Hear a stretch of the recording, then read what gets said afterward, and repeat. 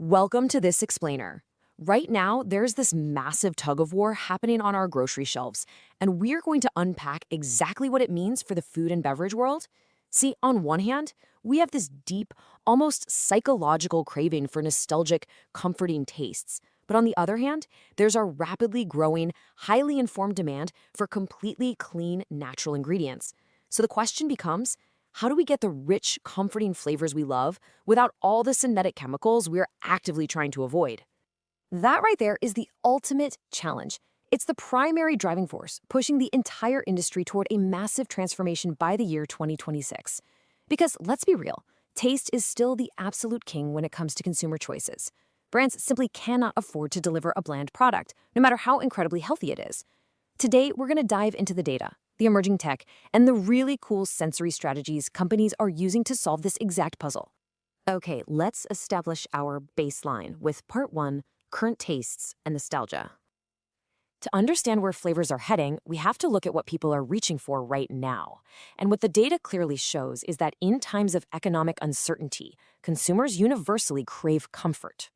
Economic shifts actually drive us toward familiar, culturally rooted flavors. Think of your favorite classic family recipe or that beloved childhood snack. You see, these aren't just tastes. They actually provide an essential sense of emotional security and a psychological assurance of quality when the outside world feels just a bit unpredictable. To put a hard number on that sentiment, let's look at France. A surprising 34% of French consumers explicitly say that nostalgia alone, like a familiar flavor from their past, is what makes a food or drink product a true indulgent treat. So it's not always about some crazy exotic new ingredient. Sometimes the absolute ultimate indulgence is simply a taste of the past. But here is where we hit a major conflict. In Section 2, the clean label dilemma.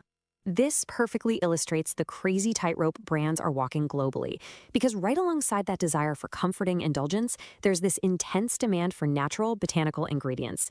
Just look at this stark divide. 57% of Chinese consumers say it is absolutely necessary to understand a product's formula and ingredients carefully. They are meticulously checking labels. Yet, over in the US, 52% of consumers openly admit they will prioritize a product's flavor over a clean label. Basically every single time. So brands somehow have to be perfectly transparent for one half of the market while guaranteeing unapologetically bold flavor for the other. That brings us to part 3, innovating natural flavors, and how science is bridging this gap. Let's look at a concrete example of this pivot from synthetic to natural.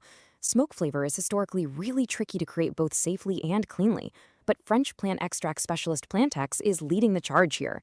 They've introduced a product line called Smoke Extract. By ingeniously blending heated wood extracts with complementary natural ingredients, they've created a rich, authentic smoke-like aroma that is completely free of harmful PAHs. Those are the polycyclic aromatic hydrocarbons usually associated with traditional smoking methods. You get all the indulgent base notes of smoked food, driven entirely by natural science.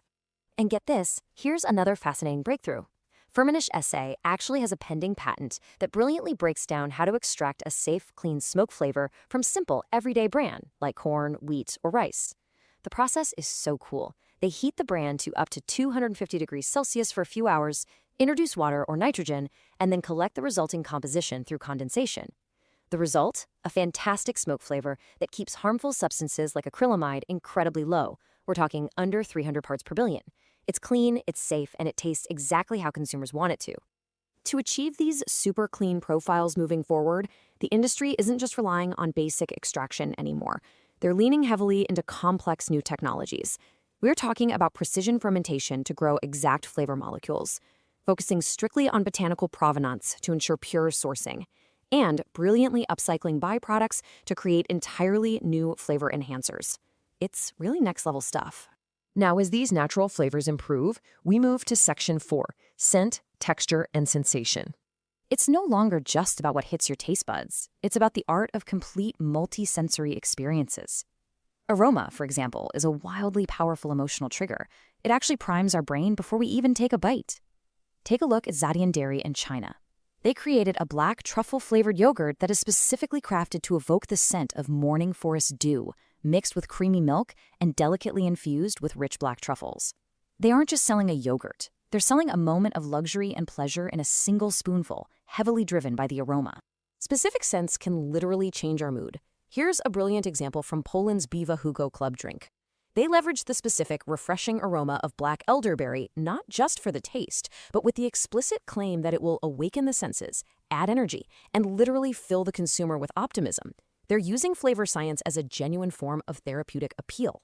And we can't talk about sensation without talking about texture, because texture dictates the entire pace of our indulgence. Chunjiang peanut crisps out of China focus heavily on a luxurious, melt-in-the-mouth feel that literally forces you to slow down.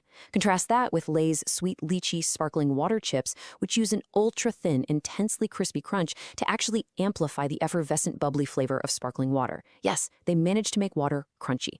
The texture physically enhances your perception of the flavor. Which brings us nicely to Section 5, Social Media and Engagement. You might be wondering, how do brands get people to try something like a sparkling water-flavored potato chip? Well, it starts right here, with a number that is almost hard to wrap your head around.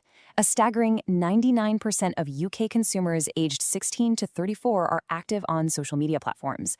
That is a total, absolute saturation of the younger demographic. Now, what's really interesting is how that attention translates directly to the food industry. 71% of Gen Z consumers in the UK report that they have actively seen engaging, interesting content specifically from food and drink brands. These consumers aren't just scrolling past, they are stopping, watching, and truly engaging with this content. And here is the ultimate payoff for these brands. 29% of Gen Z report being directly influenced to actually go out and purchase a food or beverage product based purely on a brand's social media presence. Plus, another 23% are swayed by social media influencers. This is exactly why the multisensory aspect we just discussed is absolutely critical. By creating these visually striking, bold, and unconventional flavor experiences, brands give curious consumers a massive reason to share their food online.